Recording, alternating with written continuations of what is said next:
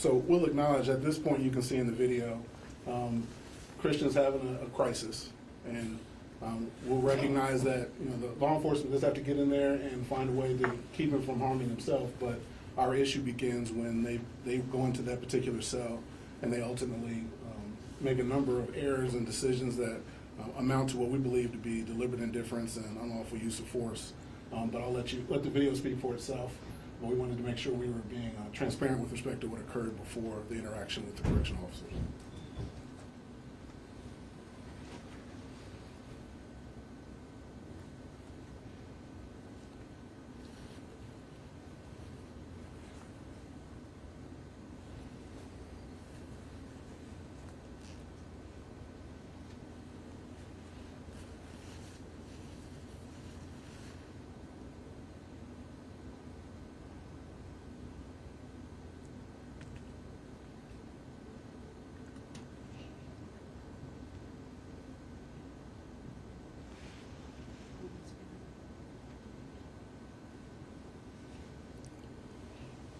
We believe that earlier in his admission to the jail, there's some interactions between he and other correctional officers and other individuals who may have contributed to his mind state.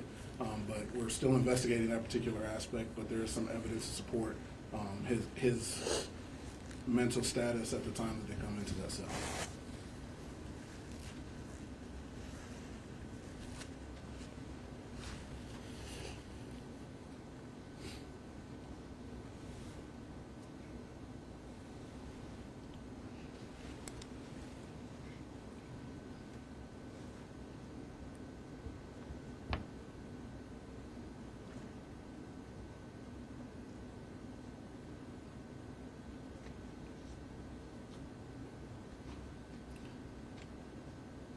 As you all know, the sheriff's office suspended, put 10 officers on administrative paid leave.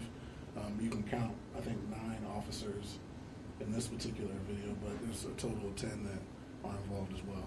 And I want you guys to pay attention once we change viewpoints. We believe there's a nurse from NAVCare which provides the medical care for inmates that are in the jail. Pay attention to her conduct and how indifferent she is with respect to what's going on with Christian in this video once we change the vantage point, after they put him in the chair.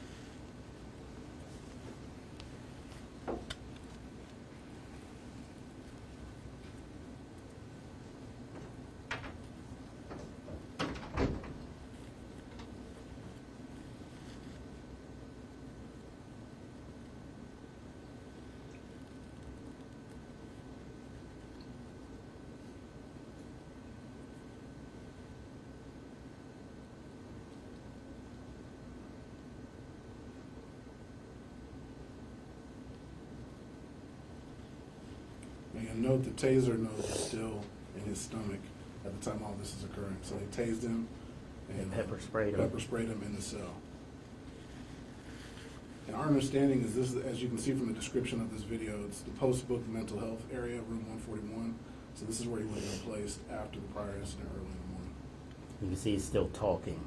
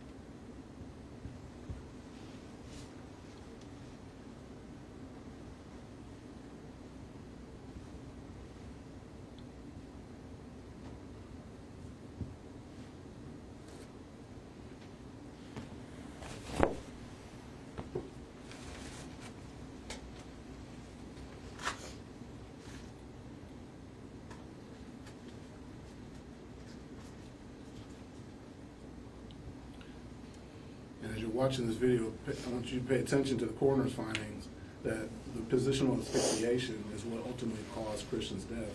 You can see by the pressure that these officers are putting on him, my understanding is that's going to make it almost impossible for him to breathe.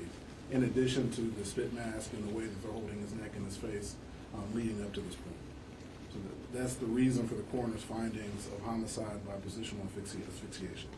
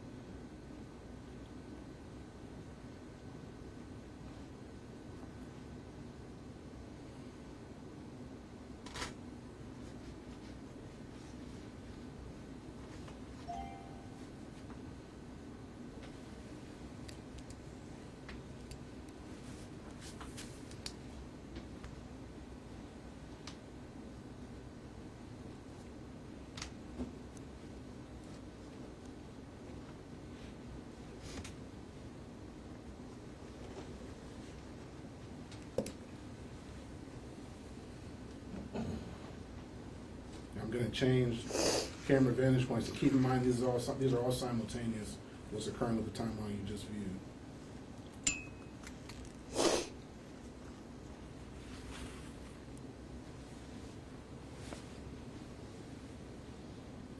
Now at this point, Christian unfortunately seems to be unresponsive. Yeah, he's dead at this point. And based on his condition, I want you to pay attention to the indifference with which they treat him as a person. His head is moving up and pulled back because they have his head strapped. Yeah, but it dropped you. Yeah, he didn't have any control. He's not alive at this point.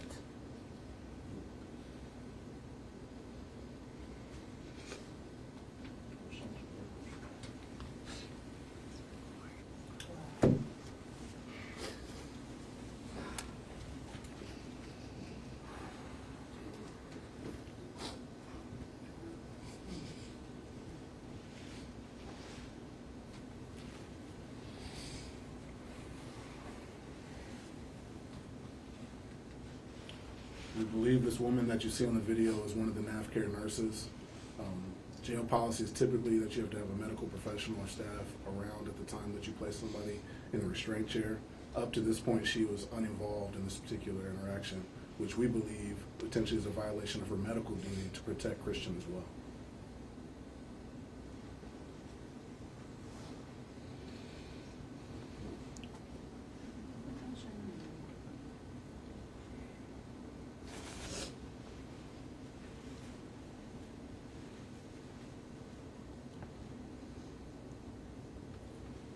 At this point, nobody's begun any life-saving medical measures at this point. Nobody's He rendered just any. pulled out the taser. Nobody's rendered any emergent medical aid at this point.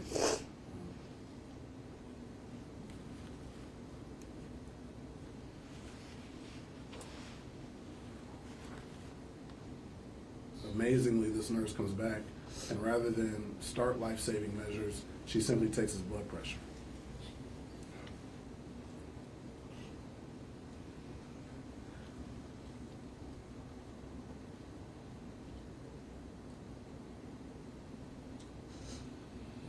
She's got the blood pressure cuff. This is the decision she makes, is to take his blood pressure. Not conduct CPR, not try to revive him. And those of us who handle these cases know that time is of the essence. When individuals are not getting oxygen to their brain, the longer this goes, the less likely it is to salvage that person and save their lives. Is she in our room? We don't know. We don't know. We don't know her identity yet. We know, it looks like she's affiliated with NAF Care, but we don't know her actual position. There's another nurse that comes in later, who we believe to be a nurse.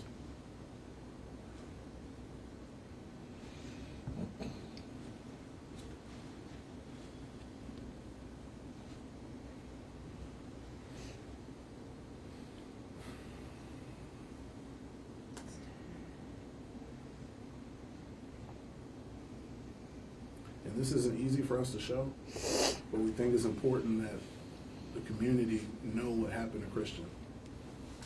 And we're not trying to hide anything.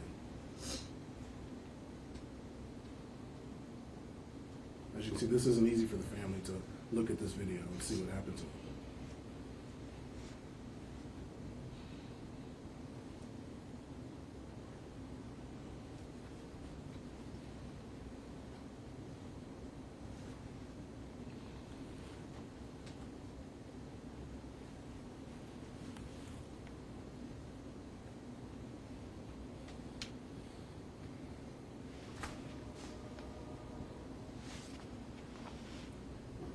No, let it play.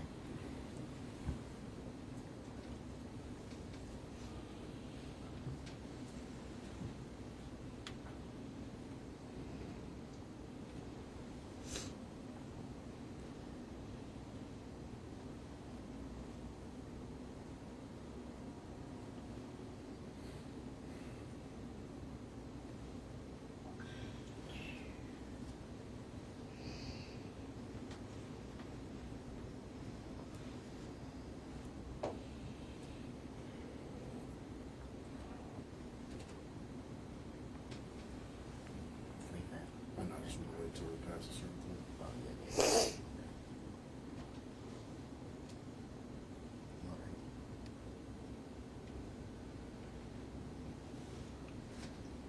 Now, this is the first time you've seen life-saving aid. Yeah, if that's what you want to call it. And so, just for the point of a timeline,